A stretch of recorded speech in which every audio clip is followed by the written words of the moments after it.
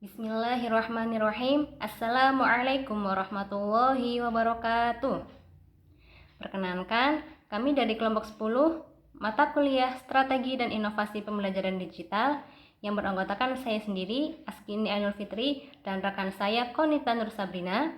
Pada kesempatan ini kami akan sedikit membahas sekaligus merefleksikan satu isu penting dalam dunia pendidikan, yaitu kesenjangan digital dan keadilan dalam pendidikan Islam. Di era transformasi digital saat ini, teknologi sering dipandang sebagai solusi untuk meningkatkan kualitas pendidikan. Teknologi memang membuka peluang besar bagi kita, seperti mempermudah akses ke sumber ilmu serta efisiensi pembelajaran.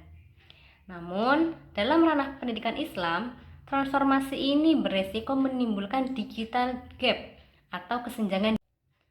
Namun, transformasi ini beresiko menimbulkan digital gap atau kesenjangan digital, khususnya antara lembaga pendidikan yang memiliki sumber daya teknologi dengan lembaga pendidikan yang tidak memiliki sumber daya teknologi, seperti pesantren, khususnya pesantren tradisional, juga madrasah di daerah terpencil. Dari sini muncul pertanyaan penting. Apakah semua lembaga pendidikan Islam benar-benar siap dan mampu mengikuti transformasi digital ini? Lalu bagaimana cara untuk memastikan agar transformasi dalam pendidikan Islam tetap adil dan tidak meninggalkan lembaga manapun? Jadi di sini tampak ada dua pandangan berbeda. Yang pertama, ada yang memandang transformasi digital sebagai peluang emas. Pandangan ini menganggap teknologi sebagai jembatan untuk memperluas dakwah, juga memperkuat literasi Islam. Karena banyak lembaga pendidikan Islam, terutama yang di perkotaan, sudah mengintegrasikan LMS, Learning Management System, atau platform video interaktif, atau bahkan AI dalam proses belajarnya. Sementara pandangan yang kedua justru melihat transformasi digital ini sebagai bentuk ketimpangan baru. Sebab masih ada banyak madrasah ataupun pesantren yang belum memiliki infrastruktur digital yang memadai, belum memiliki akses internet yang stabil, perangkat digital, ataupun pelatihan guru untuk literasi digital. Kedua sudut pandang ini sebenarnya tidak ada yang salah. Semuanya benar adanya, tergantung dari sisi mana kita melihatnya.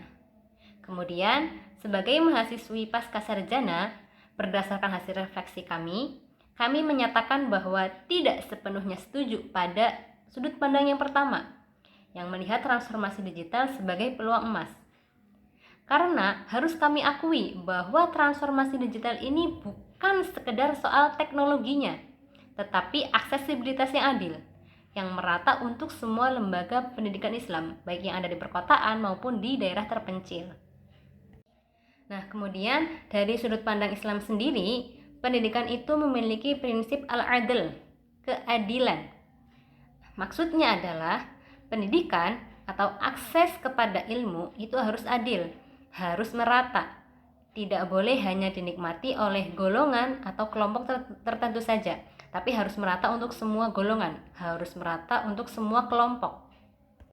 Selain itu, Islam juga menekankan prinsip maslahah, yang berarti bahwa setiap perubahan, setiap kemajuan itu harus membawa manfaat dan menghindarkan mudorot.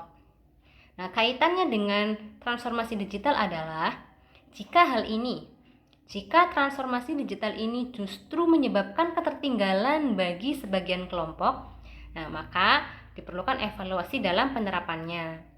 Karena digitalisasi dalam pendidikan, terutama dalam pendidikan Islam sendiri, seharusnya menjadi sarana pemerataan, bukan media eksklusivitas bagi kelompok tertentu saja. Berdasarkan pengalaman observasi kami, terdapat salah satu pesantren di pelosok Brebes yang tertinggal dalam teknologi atau digitalisasi pendidikan. Hal ini dikarenakan keterbatasan perangkat digital yang menunjang proses pembelajaran, serta ketiadaan pelatihan digital bagi ustadz atau tenaga didik pesantren.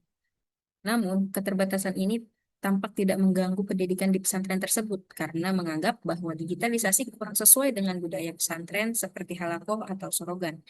Temuan ini bertolak belakang dengan pesantren atau madrasah di perkotaan dan semi perkotaan yang sudah mulai melaksanakan pembelajaran berbasis digital.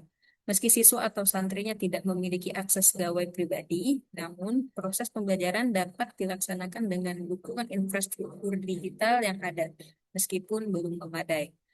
Observasi ini menjadi temuan yang menarik bahwa dalam pendidikan Islam, transformasi digital bukan sekedar tentang akses teknologi, tetapi juga pelatihan tenaga pendidik serta penyesuaian budaya lokal, baik madrasah atau pesantren. Sebagai solusi dari kesenjangan digital tersebut, beberapa strategi inklusif yang dapat diupayakan antara lain, satu, strategi kelembagaan. Madrasah atau pesantren di daerah terpencil dapat berkolaborasi dengan madrasah atau pesantren di perkotaan yang lebih familiar dengan teknologi untuk menjadi pendamping digital. Misalnya, dengan melakukan pelatihan, kunjungan rutin, serta berbagi konten pembelajaran digital yang dapat digunakan bersama. Di sisi lain, bantuan pemerintah terkait infrastruktur digital juga seharusnya mengutamakan lembaga pendidikan Islam yang tertinggal. Strategi teknologi yang kedua, madrasah atau pesantren dapat mengembangkan modul ajar dengan memanfaatkan perangkat atau platform sederhana yang disesuaikan dengan budaya lokal madrasah atau pesantren. Misalnya, menggunakan gawai atau laptop pribadi guru dan disambungkan dengan LCD proyektor atau materi ajar dari video YouTube. Ketiga, strategi kultural. Strategi ini diperlukan agar nilai-nilai Islam atau tradisi lokal madrasah dan pesantren tidak tergerus digitalisasi. Oleh karena itu, digitalisasi harus dilakukan secara bertahap dan menghargai tradisi lokal yang ada. Karena teknologi hanya sebatas alat bantu, bukan pengganti peran ustadz atau tenaga pendidik. Dengan beberapa strategi tersebut, transformasi digital diharapkan tidak mematikan tradisi lokal, tetapi justru memperkuat dan memperkaya pendidikan Islam. Sebagai penutup dari refleksi ini, kami menyimpulkan bahwa transformasi digital harus merangkul semua lembaga pendidikan Islam, termasuk madrasah dan pesantren di daerah terpencil.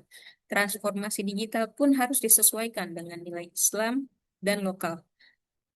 Karena transformasi digital yang ideal bukanlah yang paling canggih teknologinya, tetapi paling adil dan inklusif. Demikian, semoga hasil refleksi ini dapat bermanfaat dan menambah wawasan kita semua. Assalamualaikum warahmatullahi wabarakatuh.